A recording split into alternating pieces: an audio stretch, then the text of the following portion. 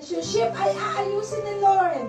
Yung ating finances, aayusin ni Lord. Yung ating puso, aayusin ni Lord. Yung ating isipan, aayusin ni Lord. Bawat area ng buhay natin, aayusin ni Lord. Bakit? Ang Diyos ay nagagalak sa ating pag-unlad. Nagtutuwa ang Diyos sa pag-aayos ng buhay natin. Amen? Baliktad na baliktad sila ng dyablo, ng kaaway sa Satanas. Sabi ni Jesus, naparito upang pumatay, upang magwasak, upang manira. Ngunit si Jesus naparito upang bigyan ng kanyang mga tupa. Tayo ay tupa ng Diyos ng buhay na ganap at buhay na kasiyasihan.